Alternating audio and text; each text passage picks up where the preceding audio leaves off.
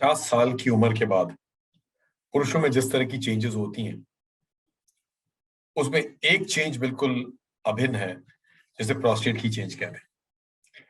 Prostate की change हर किसी में होने वाला है बिकॉज ये हार्मोन रिलेटेड ग्लैंड है। और पुरुषों को ये ग्लैंड जो यूरिनरी ब्लैडर के नीचे होता है और जो यूरिनरी पैसेज को एक तरह से कंट्रोल करता है। जब हार्मोन की चेंजेस होती हैं तो उन चेंजेस में एक चेंज ये होता है कि प्रोस्टेट उम्र के साथ साथ बढ़ता जाता है। दूसरा होता है प्रोस्टेट की साइज वही रहे लेकिन अंदर से पेशाब के रास्ते को ब्लॉक करता जाता है। तो प्रोस्टेट उस तरह का हार्मोन रिलेटेड ग्लैंड है जो पुरुषों का ग्लैंड है, और इसकी चेंज में एक इंपॉर्टेंट चेंज जिसके बारे में डिस्कस करना जरूरी होगा उसे हम प्रोस्टेट कैंसर कहते हैं।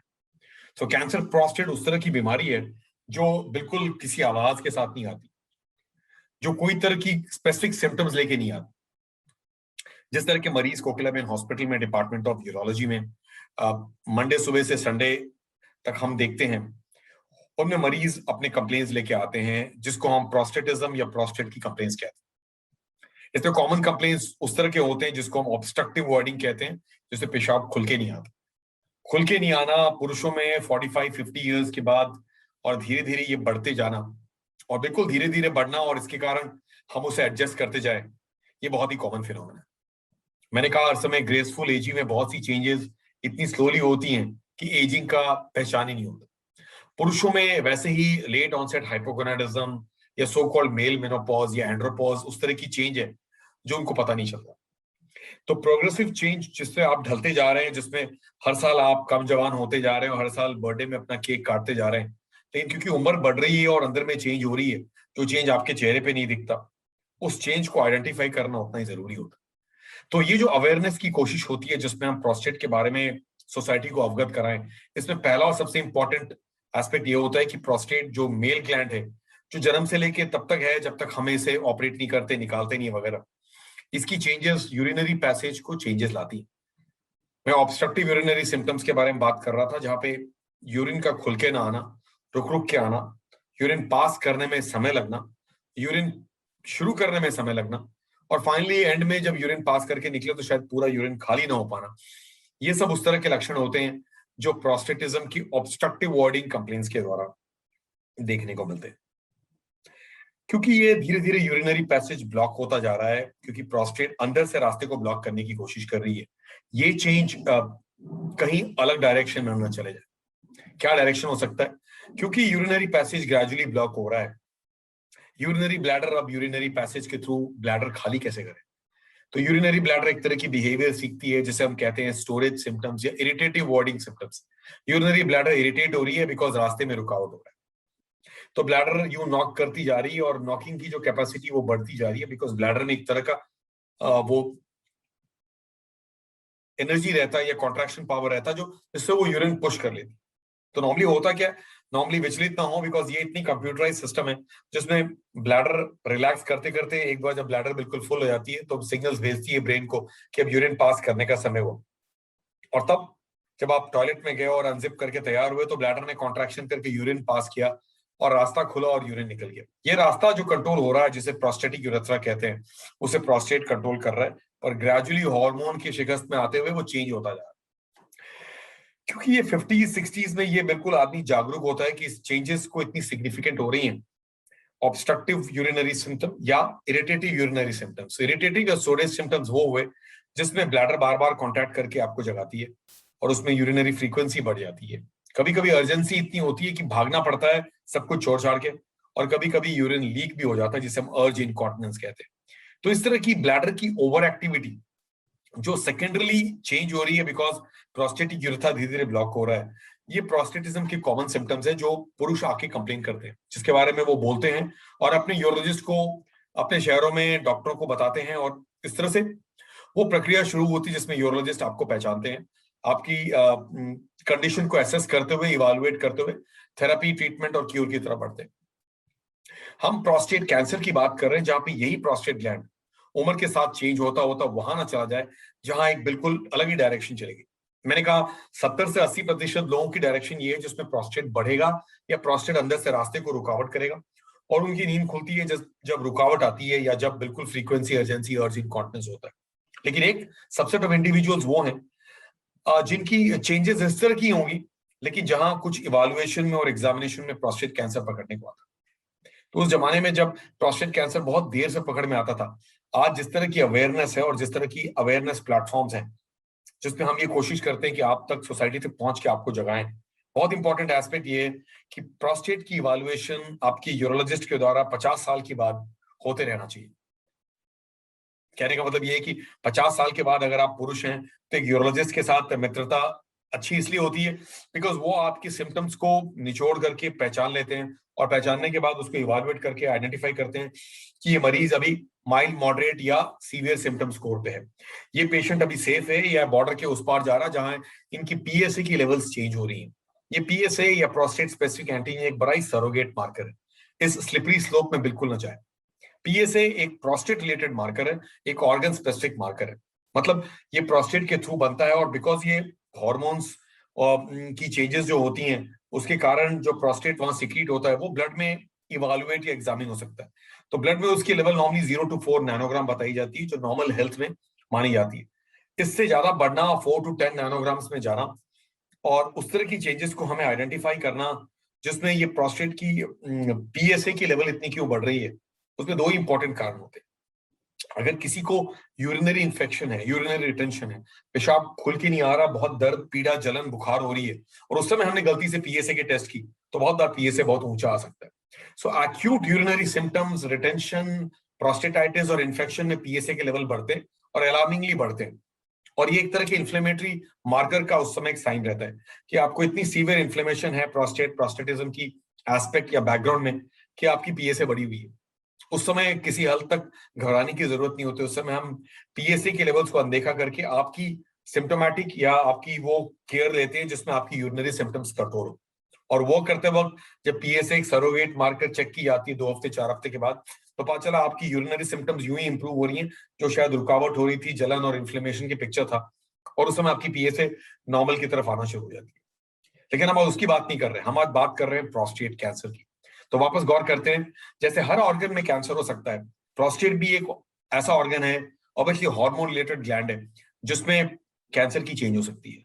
अब ये कैंसर की कोई स्पेसिफिक सिम्टम्स नहीं होती, तो ये सारे पेशेंट्स या तो इंसिडेंटली हेल्थ चेकअप पे पकड़ में आते हैं या उनके यूरोलॉजिस्ट ने उनको एग्जामिन किया, जैसा हम यहाँ मंडे सुबह से सैटरडे शाम तक मरीजों को इस क्लिनिक में एग्जामिन करते हैं और आइडेंटिफाई करते हैं किसकी प्रोस्टेट की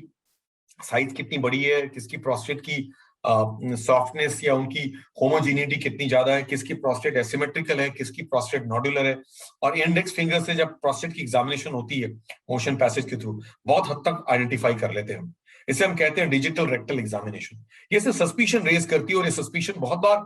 एक लर्नेड क्लिनिशियन, एक लर्नेड यूरोलॉजिस्ट के लिए बहुत इंपॉर्टेंट सिम्टम स्कोर होता है। मरीज कंप्लेन करे ना करे, क्लिनिकल एग्जामिनेशन एक बहुत इंपॉर्टेंट एस्पेक्ट होता है। उस क्लिनिकल एग्जामिनेशन को बैकअप करने के लिए पीएसए का टेस्ट होना, कभी कभी हम एमआरआई का टेस्ट करें, जरूरत पड़े और हमें डाउट लगे तो हम प्रोस्टेट की बायोप्सी करते हैं। इस तरह से एक गवेषणा होती है जिसमें हम आइडेंटिफाई कर लेते हैं कि ये एक प्रोस्टेटिज्म सिर्फ प्रोस्टेटिक एनलार्जमेंट के कारण नहीं है, पर ये प्रोस्टेट कैंसर की शिकायत है।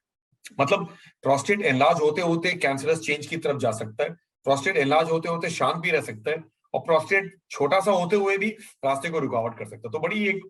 अनूठा सा ऑर्गन है जो हार्मोन के द्वारा अपना चेंजेस लेते रहता है। इस चेंज का सबसे इंपॉर्टेंट एस्पेक्ट ये है कि हम हार्मोन मैनिपुलेशन के द्वारा और थेरेपी के द्वारा प्रोस्टेट कैंसर की ट्रीटमेंट कर सकते हैं। तो ये हर समय कहा जाता है prostate cancer awareness and early management is the key. यहाँ पे एक गुड न्यूज इशू में इंडिया टुडे में हम लोगों ने इसके बारे में डिस्कस की थी कि प्रोस्टेट जो ऑर्गन चेंज हो रहा है 40s 50s में, वो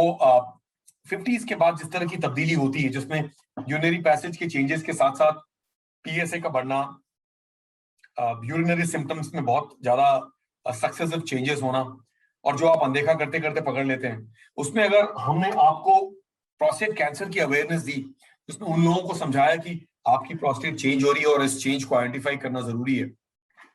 तो एक हेल्थ चेकअप में जिसमें आपने प्रोस्टेट की इवैल्यूएशन की, जिसमें सोनोग्राफी होती है, यूरिनरी एग्जामिनेशन होती है, यूरोफ्लोमेट्री होती है जानने के लिए आपकी फ्लो कितनी खुल के आ रही है, और उसके बाद डिजिटल रेक्टल एग्जामिनेशन जो हम लोगों ने किया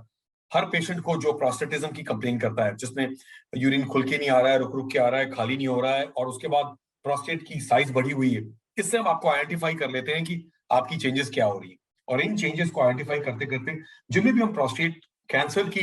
डायग्नोसिस कंफर्म करते हैं, और कंफर्मेशन प्रोस्टेट बायोप्सी में होती है। तो प्रोस्टेट की जो बायोप्सी की जाती है वो भी डिजिटल रेक्टल एग्जामिनेशन की तरह ही ट्रांसरेक्टल अल्ट्रासाउंड के द्वारा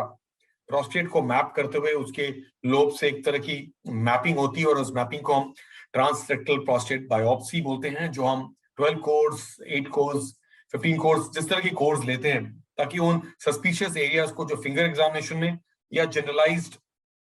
इवालुएशन में जिसमें पीएसए बढ़ा है और क्लिनिकल एग्जामिनेशन नॉर्मल है, उसमें हम पीएसए के द्वारा, ट्रस्ट बायोप्सी के द्वारा और प्रोस्टेट बायोप्सी के द्वारा इसे आइडेंटिफाई कर लेते हैं। एक बार आपने प्रोस्टेट बायोप्सी के द्वारा प्रोस्टेट कैंसर को आइडेंटिफाई की, तो हमारा तजुर्बा है कि हम ऐसे लोगों को फिर स्टेज करना चाहते हैं कि उनकी बीमारी फैली हुई है या लोकलाइज्ड है। इच्छा होती है कि हर कोई टाइम पे आए, और इसलिए इस तरह के अवेयरनेस ड्राइव के डिस्कशन है कि हम टाइम पे किसी को पकड़ पाए जिसके अंदर ये चेंज हो रही है। और ये चेंज तभी हो पाएगा जब इस तरह की डिस्कशंस बिल्कुल आप तक पहुंच पाएगी, जहां जितने भी पुरुष हैं जो आज इसे देखते हैं, और वो अपने सारे मित्रों को बता पाए कि प्रोस्टेट की चेंजेस हर डायरेक्शन में हो सकती है। सिर्फ प्रोस्टेट का साइज बढ़े, प्रोस्टेट आपके रास्ते को रुकावट करे, या एक्यूट सीवियर इन्फेक्शन में प्रोस्टेटाइटिस होना, जिसमें जलन, पीड़ा, दर्द, खून, बुखार और पेशाब का बंद हो जाना, जो एक्यूट इन्फेक्शन में यंग पेशेंट में भी हो सकता है। और एक तरफ वो लोग जिन्हें प्रोस्टेट कैंसर का घर बन जाता है। आइडेंटिफिकेशन उनकी टाइम पे होना और उनको फिर स्टेज करना पीएसए में पेट स्कैन के द्वारा हमें फिर वहां पहुंचाता है जहां हम नॉर्मली पहुंचना चाहते हैं। कहां? लोकलाइज प्रोस्टेट कैंसर को आइडेंटिफाई करने के लिए। लोकलाइज प्रोस्टेट कैंसर की ट्रीटमेंट अब बहुत रिवोल्यूशनाइज हो चुकी है, और हम जिस तरह से आज मिनिमली इन्वेजिव थेरेपी में रोबोटिकली प्रोस्टेट कैंसर को बिल्कुल वहां से क्लियर करके आते हैं, और प्रोस्टेट को निकालने के बाद यूरिनरी ब्लैडर और यूरेथ्रा को एक एनास्टोमोसिस या रास्ते को जोड़ते हैं जिससे यूरिन खुल के आए। दो इंपॉर्टेंट एस्पेक्ट्स डिस्कस करना होता है। आपकी डिजीज को टाइम पे डायग्नोस किया और प्रोस्टेट कैंसर को निकाल दिया, जिसे रोबोटिक असिस्टेड रेडिकल प्रोस्टेक्टोमी कहते हैं, जो हफ्तों हफ्तों हम यहाँ करते रहते हैं। पेशेंट्स 6 रात यहाँ रहते हैं, घर जाते हैं और उसके बाद कैथेटर निकलवा करके यूरिन की फ्लो अच्छे से करते हैं। इसमें हम यूरिनरी कंट्रोल और इरेक्टाइल प्रॉब्लम्स को साथ साथ देखते हैं। बहुत से पेशेंट्स 50s में हैं और 60s में हैं जो अपनी यूरिनरी कंट्रोल के बारे में डिस्कस करते हैं, और हम उनकी कंट्रोल को लाने के लिए बहुत ही क्लोज वो मैच रखते हैं, जहां स्फिंक्टर के करीब तो जाते हैं लेकिन बिल्कुल प्रोस्टेट को खींच के लाते हैं, जिसमें हमने मार्जिन को नेगेटिव रखा है, अनलेस ये बिल्कुल कैंसर बाहर जा चुकी है और कन्फाइंस और कैप्सूल के बाहर जा चुकी है। जितना हद तक हो सके तो एक तरह की अप्रोच होती है जिसे नर्व स्पेयरिंग अप्रोच कहते हैं, जहां पे वहां पहुंचे जहां पे इनकी इरेक्टाइल डिसफंक्शन में कोई वैसी चेंज ना आए जो उनको सर्जरी के पहले थी। तो इस तरह से सर्जरी के पहले जिस इरेक्टाइल स्टेट में थे उस स्टेट को रखने के लिए एक तरह की नर्व स्पेयरिंग अप्रोच बहुत ही इंपॉर्टेंट अप्रोच होती है, जो सही सिलेक्टेड केसेस में हम अपनाते हैं। यूरिनरी इनकॉन्टिनेंस न होने देने के लिए जो तरीके होते हैं, उन तरीकों पे हम बहुत ही क्लोजली प्रिसीजन से इस प्रोस्टेट को वहां से निकाल के लाते हैं, और इसीलिए लेप्रोस्कोपी से आगे बढ़ते हुए रोबोटिक प्रोस्टेट कैंसर पे इसका ट्रीटमेंट आज उस लेवल पे जा चुका है जहां कहीं ना कहीं हम इस थेरेपी से बहुत आगे बढ़ चुके हैं। पिछले 6-7 साल से जिससे हम रोबोटिक प्रोस्टेट कैंसर पे आगे बढ़ रहे हैं, जिसमें एसआई और एक्सआई मशीन पे, कोकिला बेन हॉस्पिटल पे इस पे उस तरह की रिजल्ट ला पाए हैं जिसमें लोगों की लोकलाइज प्रोस्टेट कैंसर क्लियर हो चुकी है। उनकी इवैल्यूएशन और फॉलोअप पे पाया गया कि उनकी प्रोस्टेट कैंसर लौट के नहीं आई, उनकी इरेक्टाइल फंक्शंस प्रिजर्व्ड है, उनकी यूरिनरी कंट्रोल प्रिजर्व्ड है। आज आपको अवगत करना जरूरी होगा कि प्रोस्टेट कैंसर 50, 60, 70s में आज बिल्कुल क्योरेबल है, और क्योरेबल ही नहीं है, उनकी प्रोग्रेसिव क्वालिटी ऑफ लाइफ इतनी इंप्रूव हो जाती है जहां यूरिनरी कंट्रोल और सेक्सुअल फंक्शन की कंट्रोल साथ साथ मेंटेन रहती है। फ्रेंड्स, प्रोस्टेट कैंसर एक हार्मोन रिलेटेड ट्यूमर है। वो पेशेंट्स जो प्रोग्रेसिवली मेटास्टेटिक या स्प्रेड होके आते हैं, उनके लिए आज ट्रीटमेंट है और पहले भी ट्रीटमेंट था। उनको हम हार्मोन से मैनिपुलेशन कर सकते हैं, और ये हार्मोनल मैनिपुलेशन एक तरफ तो ऑकेरेक्टोमी होती है, दूसरी तरफ हार्मोनल इंजेक्शंस होते हैं, और कहीं ना कहीं एडवांस प्रोस्टेट कैंसर की भी ट्रीटमेंट आज के जमाने में इन हार्मोन मैनिपुलेशंस और कीमोथेरेपी से बहुत हद तक मैनेज किया सकती है। तो प्रोस्टेट कैंसर को माइल्ड, मॉडरेट और सीवियर तरह की ग्रेडेशन दी गई है, जिसे हम ग्लीसन स्कोर के द्वारा आइडेंटिफाई करते हैं। और इनके आइडेंटिफिकेशन के बाद हम एज यूरोलॉजिस्ट इस सब्जेक्ट को वहां तक ले जाते हैं जहां इनको आइडेंटिफाई करें, स्ट्राटिफाई करें, और नॉर्मली प्रोस्टेट बायोप्सी के 3 हफ्ते के बाद 4थे-5वें हफ्ते में इन लोग को ऑपरेट करते हैं। प्रोस्टेट बायोप्सी की इमीडिएटली बाद हम एक रेडिकल रोबोटिक प्रोस्टेक्टोमी नॉर्मली नहीं करते, बिकॉज आपकी जो ट्रस्ट गाइडेड प्रोस्टेट बायोप्सी हुई है, उस बायोप्सी में जिस तरह से रेक्टल टिश्यू के थ्रू हम प्रोस्टेट के ऊपर गए और जहां एक हल्की सी हेमाटोमा बनी है, उस एरिया की हीलिंग हो रही है, उस समय वो ट्रांसलेशन के समय हम कहीं ना कहीं रेक्टल इंजुरी नहीं चाहते। तो नॉर्मली प्रोस्टेट बायोप्सी के 3-4 हफ्ते के बाद ही ये सर्जरी की जाती है और पेशेंट्स की एक तरह की प्रिपरेशन होती है और वो लाइंड अप रहते हैं। आपको अवगत कराना जरूरी था कि प्रोस्टेट की चेंजेस 50 साल के बाद लोगों को होगा और इसमें से हम में से कोई नहीं बच सकता। लेकिन अपने आप को टाइम पर आइडेंटिफाई करना और इस तरह की अवेयरनेस जो एक बहुत ही इंपॉर्टेंट जिक्सॉ पजल को सॉल्व करना जरूरी है, जिसमें सोसाइटी तक अगर लोगों को जगा पाए कि प्रोस्टेट की चेंजेस आपके यूरोलॉजिस्ट आपसे पहले आइडेंटिफाई करना चाहते हैं, प्रोवाइड आपने कोई कंप्लेन उनको बताया। तो अगर कोई भी पुरुष जो 50 इयर्स के हैं और उनको यूरिनरी कंप्लेन्स है, जैसे पेशाब में जलन होता है, पेशाब खुल के नहीं आता है, बार बार इन्फेक्शन हो रहा है, जोर लगाना पड़ रहा है, यूरिन पूरा खाली नहीं हो रहा है, जिनको प्रोस्टेटिज्म के साइंस कहते हैं, जिसमें एनलार्जमेंट या ऑब्स्ट्रक्शन की सबसे कॉमन फिनोमेना होती है, उसमें changes in bar bar infection होना और प्रोस्टेटाइटिस और प्रोस्टेट एब्सेस होने के चांसेस होते हैं। एक तरफ दूसरी तरफ लार्ज सबसेट ऑफ लोगों को प्रोस्टेटिज्म और प्रोस्टेटिक एनलार्जमेंट के कारण बीपीएच जो चेंज होती है, जैसे हम टीओआरपी और होलिप के द्वारा इंटरनली प्रोस्टेट को क्लियर कर लेते हैं। आप टाइम पे आए तो हम लोगों ने इसकी नेचुरल हिस्ट्री को ऐसे डिविएट की जिस पर हम लोगों ने दवाइयों के द्वारा यूरिनरी फ्लो को इंप्रूव की।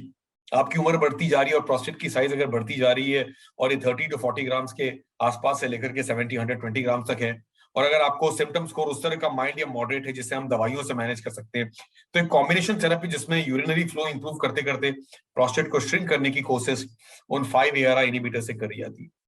तो आज के यूरोलॉजिस्ट इतने कॉम्पिटेंट हैं बिकॉज उनके पास वो दवाइयां हैं, वो टेक्नोलॉजी है और उस तरह के इंस्ट्रूमेंट्स हैं, और फिर उस तरह के सोसाइटी में पॉजिटिव लोग हैं जो अपने आप को टाइम पे आइडेंटिफाई होने देते हैं और टाइम पे ट्रीटमेंट कराते हैं। तो प्रोस्टेट हेल्थ अवेयरनेस की पॉजिटिविटी का पूरा समरी ये होता है कि हम लोगों को आइडेंटिफाई करें टाइम पे, उनको अवेयर करें कि इस तरह की चीजों को हम ट्रीट टाइम पे कर सकते हैं और बिल्कुल क्योर कर सकते हैं। तो क्यों ना इसका फायदा उठाएं, और अगर शहर में जहां भी आप हैं और कई शहरों में जहां भी आप रहते हैं आपकी यूरोलॉजी कलीग्स आपको हेल्प करते हैं, आपका ये एक दृढ़ प्रतिज्ञा होता है कि अगर मेरी यूरिनरी कंप्लेंट्स हैं तो मैं बैठे न रहूं, मैं ऑफ द काउंटर दवाइयां ना खरीदूं और मैं अपने आप को जागरूक करूं कि इस तरह के कंप्लेंट्स को मैं टाइम पे आइडेंटिफाई करने दूं अपने यूरोलॉजिस्ट को और आगे बढ़ने का कोशिश करें। तो फ्रेंड्स, आज की ये जागरूकता जो प्रोस्टेट कैंसर और लोकलाइज प्रोस्टेट कैंसर की थेरेपी और ट्रीटमेंट है, जिसपे लोगों को ठीक करते हुए हम उनकी क्योर की तरफ बढ़ते हैं और उनकी फिर यूरिनरी कॉन्टिनेंस या कंट्रोल और इरेक्टाइल फंक्शन को मेंटेन करते हैं। ये भी बताना होगा कि बहुत से पेशेंट ऐसे आते हैं जो रोबोटिक प्रोस्टेट कैंसर या प्रोस्टेट कैंसर की ट्रीटमेंट कराने के बाद आते हैं, और ऐसे लोग या तो इरेक्टाइल डिसफंक्शन और सेक्सुअल प्रॉब्लम लेके आते हैं या यूरिनरी इनकॉन्टिनेंस को लेके आते हैं, और ऐसे लोगों की ट्रीटमेंट भी आगे जा चुकी है। आज हम अलग तरह के मेल कॉन्टिनेंस थेरेपीज करते हैं जिसमें मेल कॉन्टिनेंस की इतनी इंपॉर्टेंट एस्पेक्ट को हम आगे बढ़ाते हैं। साथ ही उनकी इरेक्टाइल फंक्शन को भी मेंटेन करने की जरूरत है, बिकॉज बहुत से पेशेंट्स यंग होते हैं, उनकी ये पूरी इच्छा होती है कि इस ट्रीटमेंट के बाद उनका अगला स्टेप वो हो कि उनकी जिंदगी वापस पटरी पे आ जाए, उनकी कैपेबिलिटीज और उनके functions both in the toilet as well as in the bed should be as maintain as it is. तो इस जागरूकता की इंपॉर्टेंस ये है क्योंकि बहुत बार हम अपने आप को डॉक्टर के पास तभी ले जाते हैं जब कंप्लेन होता है। जिस दिन मरीज ने कंप्लेन किया उस दिन शायद देर हो गया, जिस दिन मेरे को चेस्ट पेन हुआ उस दिन शायद बहुत आगे बात जा चुकी है। तो आइडेंटिफाई करना कि ईसीजी में कोई प्रॉब्लम नहीं है और हेल्थ चेकअप में लगे रहना, इसके बारे में अवेयर होना और पॉजिटिविटी के द्वारा प्रिवेंटिव एस्पेक्ट पे जाना बहुत जरूरी है। First degree relatives of cancer prostate, जिसमें किसी के फादर को या किसी के भाई को अगर कैंसर प्रोस्टेट है तो उनकी रिस्क ज्यादा बढ़ जाती है। आज अभी वो तरह के जीनोमिक ट्रायल्स नहीं आए जहां पे हम हर किसी को इन द सोसाइटी टेस्ट कर सके, वो बहुत एक्सपेंसिव टेस्ट होती है, लेकिन कहीं ना कहीं इसका एस्पेक्ट हो रहा है कि कहीं ना कहीं अवेयरनेस पे फर्स्ट डिग्री रिलेटिव को कभी ना कभी हम आइडेंटिफाई कर पाएंगे, बिकॉज डिजीज प्रोग्रेशन और प्रोस्टेट कैंसर की म्यूटेशन इस तरह की चेंज है जिसको बहुत बार हम लोगों ने कभी डिस्कस नहीं किया। तो फ्रेंड्स, पूरी अवेयरनेस आज एक यूरोलॉजिस्ट की प्लेटफॉर्म से इसलिए है बिकॉज आप जहां भी हैं, जिस शहर में भी है, आपकी यूरोलॉजिस्ट मित्र 50 साल के बाद यूरिनरी कंप्लेंट्स को अनदेखा होने नहीं देना चाहते। वो चाहते हैं कि आपकी यूरिनरी कंप्लेंट्स को टाइम पे आप आइडेंटिफाई करें और अक्रॉस द कंसल्ट टेबल एक इंटरव्यू, एक इंटरोगेशन के द्वारा अपने आप को आइडेंटिफाई होने दें, इवैल्यूएट होने दें और थेरेपी में जाए। थेरेपी ट्रीटमेंट से क्योर तक जा सकती है उन लोगों की जिनकी प्रोस्टेट की अर्ली सिम्टम्स हैं, जिनकी सिम्टम्स माइल्ड टू मॉडरेट है, जिनको एक तरह की क्लोज वॉच और आइडेंटिफिकेशन और मेडिकल मैनेजमेंट में हम ट्रीट कर लेते हैं। दूसरी तरफ जिनकी प्रोस्टेट कैंसर की चेंज हो चुकी है और चेंज अगर लोकलाइज है तो लोकलाइज ट्रीटमेंट को आगे बढ़ाने की जरूरत है। तो फ्रेंड्स, आज ये इंपॉर्टेंट था कि हम आप सबको जगाएं और आगे बढ़ाएं और कोशिश इस तरह से करें कि आप इस जिक्सॉ पजल में अपने आप को आइडेंटिफाई करने दें और आप आज इस सब्जेक्ट के द्वारा एक एम्बेसडर होते हैं प्रोस्टेट की इश्यूज के बारे में। इसमें लोकलाइज प्रोस्टेट कैंसर की ट्रीटमेंट आज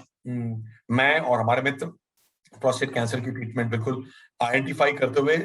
टाइमली तरह से ट्रीट करते हैं। मैं इस सब्जेक्ट में पिछले 6-7 साल से रोबोटिकली इन्वॉल्व हूं और इस ट्रीटमेंट से लोगों को फायदा है, इस ट्रीटमेंट से लोगों की ट्रीटमेंट हो पाती है, तो इसको आगे बढ़ाने की जरूरत है। Thank you so much.